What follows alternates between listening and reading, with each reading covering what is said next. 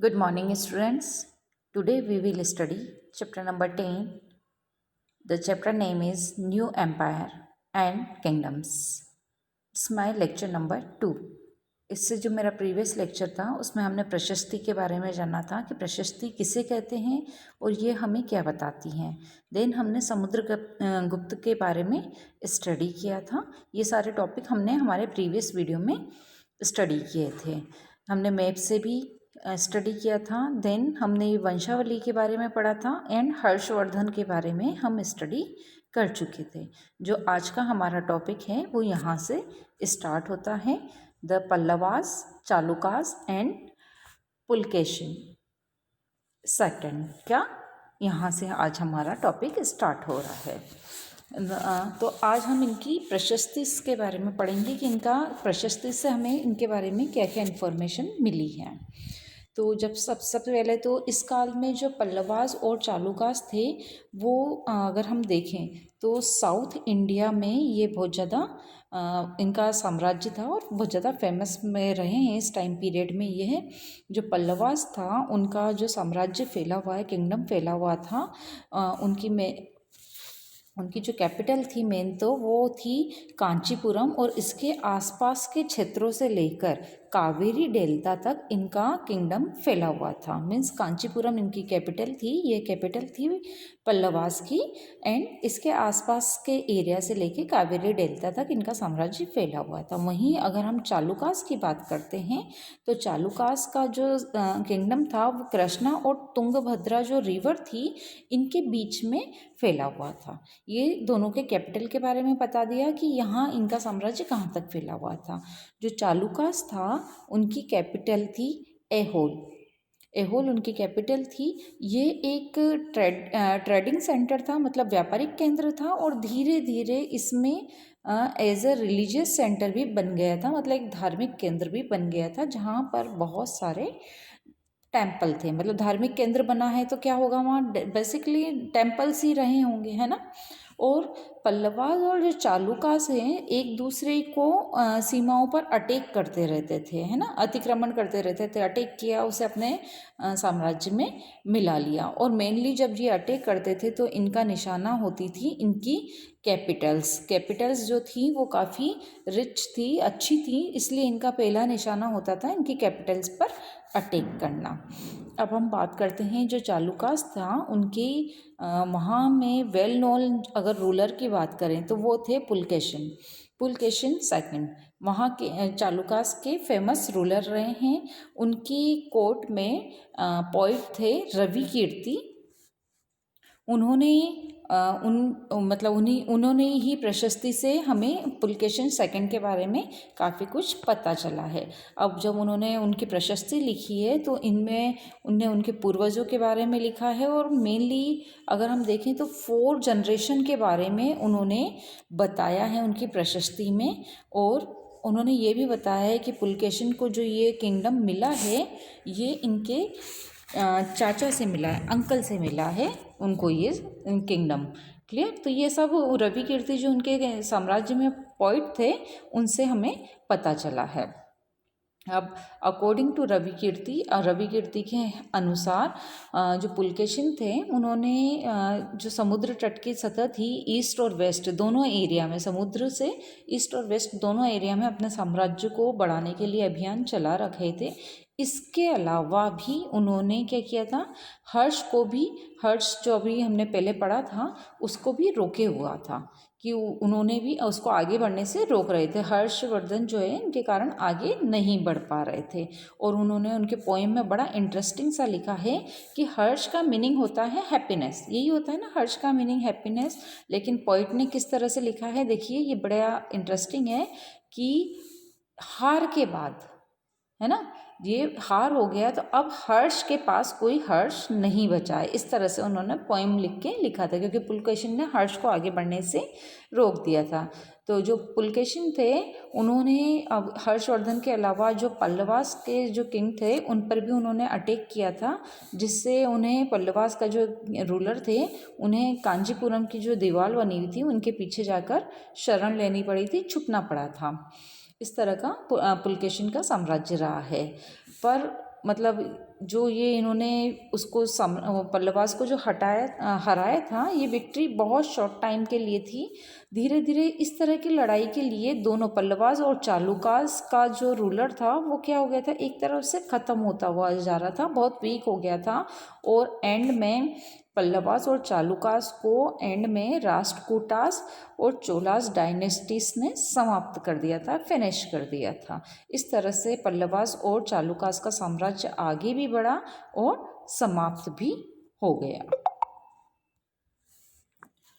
अब हम बात करते हैं हमारे नेक्स्ट टॉपिक की। जो हमारा नेक्स्ट टॉपिक है वो है how were these kingdoms administrate, मतलब यहाँ के जो किंगडम्स थे, साम्राज्य थे, उनका प्रशासन किस तरह से चलता था। तो सबसे पहले तो पहले की तरह जितने भी राजाएं हुए हैं उनका मेन प्रशासन किससे चलता था, लैंड रेवेन्यू से, मतलब भूमि के लिए जो वो कर लेते थे उनसे मेनली उनका रेवेन्यू चलता था। और इनकी बेसिक यूनिट क्या हुआ करती थी, विलेज हुआ करती थी। मतलब एडमिनिस्ट्रेशन के लिए जो इनकी बेसिक यूनिट थी वो थी एक विलेज, गांव इकाई होती थी। लेकिन धीरे धीरे काफ़ी सारे इनमें डेवलपमेंट्स आए हैं, चेंजेस आए हैं और न्यू स्टेप्स भी इन्होंने अडॉप्ट की हैं। मतलब जितने भी कोई भी गांव का अगर कोई पावरफुल है, राजाओं ने मतलब कोई भी सोशली इकोनॉमिकली पॉलिटिकली या मिलिट्रिकली स्ट्रेंथ है, मतलब पावरफुल व्यक्ति है, उनके साथ अपने रिलेशंस स्ट्रॉन्ग किए हैं। अब कैसे स्ट्रॉन्ग किए हैं इसी को हम एग्जाम्पल के थ्रू हम यहाँ पर समझते हैं। तो फर्स्ट तो है हमारा सम इम्पोर्टेंट एडमिनिस्ट्रेटिव, मतलब जितनी भी कोई एडमिनिस्ट्रेशन पे जो इम्पोर्टेंट पद हुआ पोस्ट हुआ करती थी वो हेरिडिटी हुआ करती थी, मतलब अनुवांशिक होती थी। मतलब आज जो है कल उनके मरने के बाद उनका बेटा वहाँ उसी पोस्ट पर रहेगा, उसके बाद उसका बेटा रहेगा। इस तरह से परिवारवाद उसमें रहता था, अनुवांशिक रहता था, मतलब पिता के बाद बेटे को मिल जाया करती थी। इसका एग्जाम्पल भी दिया गया है यहाँ पर कि हरिसेन, जो कि हमने इसी लेसन में पढ़ा था, आगे पोइट थे, वो महादंडनायक थे और चीफ जुडिशियल ऑफिसर थे उनके पिता की तरह। मतलब उनके पिता भी इसी पोस्ट पे काम करते थे, उनके बाद उन हरिसेन को ये पोस्ट मिल गई थी। और सेकंड पॉइंट अगर हम देखें, सेकंड पॉइंट की हम बात करें तो एक पर्सन ही कई बार कई पोस्ट का काम एक पर्सन संभालता था, मतलब कई पदों पर वो काम करता था। जैसे कि वापस से हरिसेन का ही यहाँ पर एग्जाम्पल दिया हुआ है कि वो हरिसेन महादंडनायक थे। इसके साथ कुमार आत्या भी थे। कुमार आत्या का मीनिंग होता है इम्पोर्टेंट मिनिस्टर, मतलब बहुत महत्वपूर्ण मंत्री भी थे, है ना। महादंडनायक के साथ महत्वपूर्ण मंत्री भी थे और इसके साथ साथ ही वो संधि विग्रहिक भी थे। संधि विग्रहिक क्या होता है कि पहले जो युद्ध हुआ करते थे ना, तो युद्ध में युद्ध करना है या शांति से काम लेना है, उससे सामने वाले रूलर से बात करना है, तो उनके बीच में जो संधि करवाने वाला मंत्री था वो भी क्या थे, यही थे, हरिसेन थे। तो एक साथ वो 3-4 पोस्ट पर काम कर रहे थे। तो इसमें ये बताया गया है कि एक पर्सन कई पोस्ट पर काम कर सकता था। और इसके अलावा अगर हम देखें इन सब के अलावा भी, तो वहाँ का जो लोकल एडमिनिस्ट्रेशन था, वहाँ पर जितने भी मेन इम्पोर्टेंट व्यक्ति थे उनका बोलबाला था। अब ये इम्पोर्टेंट व्यक्ति कौन कौन हुआ करते थे, जैसे नगर श्रेष्ठी हुआ करते थे, है ना, चीफ बैंकर हुए, मर्चेंट हुए, जो भी सिटी के मर्चेंट थे, ये सब क्या थे, वहाँ के एक प्रमुख व्यक्ति हुआ करते थे और इनका वहाँ पर बोलबाला होता था। उसमें ही क्राफ्ट पर्सन भी शामिल थे, चीफ क्राफ्टमैन, ये इनका भी वहाँ पर बोलबाला हुआ करते थे। तो इस तरह की नीतियाँ जितनी भी पॉलिसीज़ बनी हैं कुछ हद तक तो काफ़ी इफ़ेक्टिव रही है, लेकिन समय के साथ साथ इनमें कुछ व्यक्ति इतने पावरफुल हो जाते थे कि वो खुद का एक स्वतंत्र किंगडम इस्टेब्लिश कर लेते थे ज़्यादा पावरफुल होने के बाद। अब हम इसके बाद हमने एडमिनिस्ट्रेशन देख लिया, अब इसके बाद देखते हैं a new kind of army, means एक नए प्रकार की सेना। अब इस टॉपिक में आर्मी के बारे में दिया हुआ है कि कुछ राजा तो अभी भी पुराने राजाओं की तरह ही सेना रखते थे। ये पूरा टॉपिक इसमें आर्मी के बारे में बताया गया है कि राजाओं की सेना किस तरह से रहती थी। तो कुछ राजाएं तो पुराने राजाओं की तरह ही सेना रखते थे, और जिसमें हाथी, घोड़े, घुड़सवार, पैदल सिपाही, ये सब जो होते थे, ये सभी चीज़ होती थी।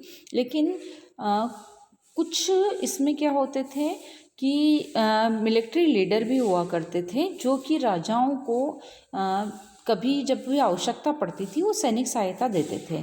इन ये जो लीडर होते थे, इनको कोई रेगुलर सैलरी राजा को नहीं देनी पड़ती थी। इसकी जगह ये क्या है, लैंड को मतलब इनको ज़मीन दे दी जाती थी, और ज़मीन में ये क्या करते थे, रेवेन्यू कलेक्ट करते थे और वहीं से पूरा मेंटेन करते थे सोल्जर्स का, जितना भी उनको कुछ भी चाहिए, जैसे सेनाओं की देखभाल के लिए, घोड़ों की देखभाल के लिए। इसके साथ साथ ही जो भी युद्ध वगैरह होते थे उनके लिए हथियार बनाने हैं, तो इन सब का काम भी उन्हीं तक किया जाता था। इस तरह के व्यक्ति या तो क्या कहलाते थे, सामंत भी कहलाते थे। हमने काफ़ी कुछ, हम 7th में भी पढ़ेंगे इनके बारे में कि सामंत कौन होते थे, जो राजाओं को सेना प्रोवाइड करवाते थे। और जहाँ कहीं पर भी ऐसा लगता था कि रूलर वीक हो गया, राजा वीक हो गया है, तो ये सामंत क्या करते थे, खुद इंडिपेंडेंट हो जाते थे, मतलब खुद ही वहाँ के राजा बन जाते थे। तो इस तरह का ये छोटा सा आर्मी के बारे में उन्होंने दिया हुआ है। Then we will come on our next topic, assemblies in the southern kingdoms. मतलब साउथ एरिया में जितना भी असेंबली होती थी, सभाएं होती थी, वो किस तरह से होती है। तो जो पल्लवास का हमें इंस्क्रिप्शन मिले हैं, उनमें कई लोकल असेंबली की चर्चा की गई है। उसमें बताया गया है कि कई लोकल असेंबली होती थी। इनमें से एक असेंबली का नाम बताया गया है सभा, जो कि ब्राह्मण करते थे, है ना। ब्राह्मण जो लैंड ओनर थे वो किया करते थे।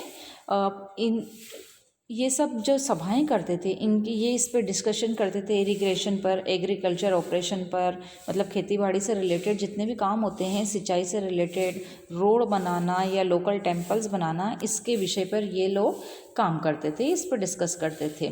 और जिस एरिया में ब्राह्मण नहीं होते थे ना, वहाँ पर उर नामक सभा, उर नामक एक असेंबली की बात की गई है, बताई गई है कि उर नामक एक सभा होती थी जहाँ पर ब्राह्मण नहीं होते थे।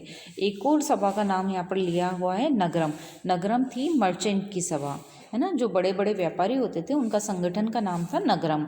संभवतः मतलब जितने भी ये असेंबली होती थी, इन पर क्या होता था, किसका कंट्रोल होता था, रिच और पावरफुल लैंड ओनर और मर्चेंट का ही कंट्रोल होता था। हम यही पढ़ रहे हैं, है ना।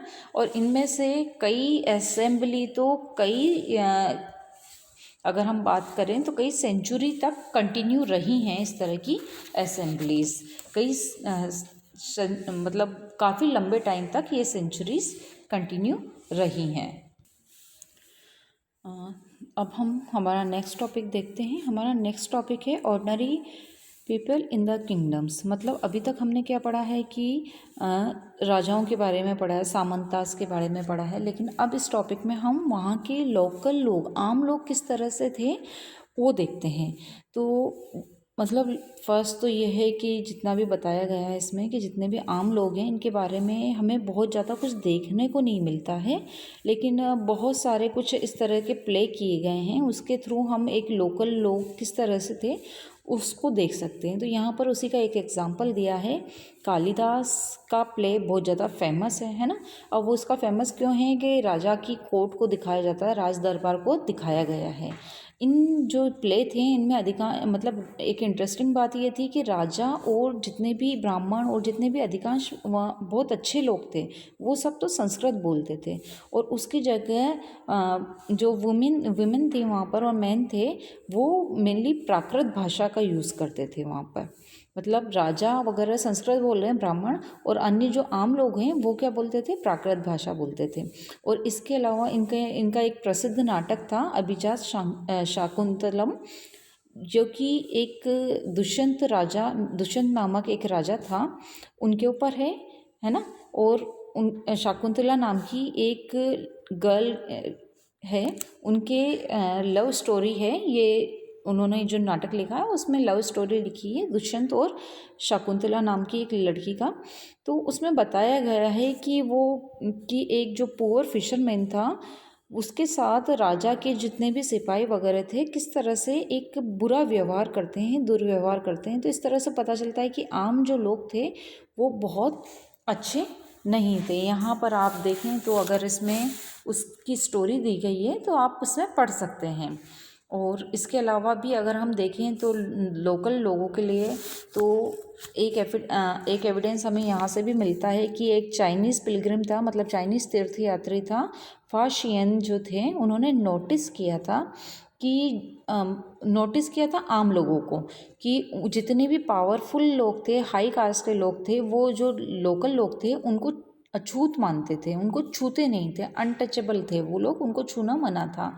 उन्होंने लिखा है कि वो लोग कहाँ रहते थे, सिटी के बाहर रहते थे, सिटी में नहीं रहते थे। और उन्होंने लिखा है आगे कि अगर उन्हें सिटी में या मार्केट में कहीं आना है तो एक वुड की पीस पर, मतलब एक लकड़ी के टुकड़े पर वो शोर करते थे, टुकड़े को बजाते थे, है ना, और वो बजाकर बताते थे कि ये सब सिंबल था कि लोग सुन ले इस आवाज़ को और बता दें कि ये लोग आ रहे हैं, ताकि कोई भी लोग उनसे टच नहीं कर पाएँ और सब अपने संपर्क अपने आप को इनसे दूर कर लें।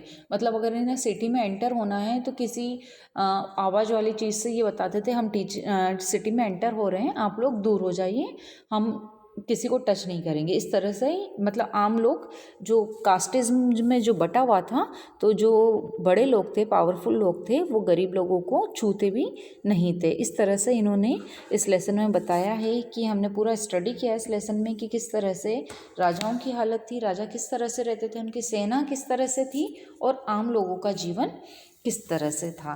तो यहाँ पर काफ़ी सारी स्टोरी भी दी हुई हैं, तो आप चाहें तो इन्हें एक बार रीड आउट कर सकते हैं। इसी के हमारा ये लेसन यहीं पर फिनिश होता है। नेक्स्ट लेसन में हम इससे ज़्यादा डिटेलिंग करेंगे किसी और न्यू टॉपिक को लेकर। तब तक के लिए गुड बाय स्टूडेंट।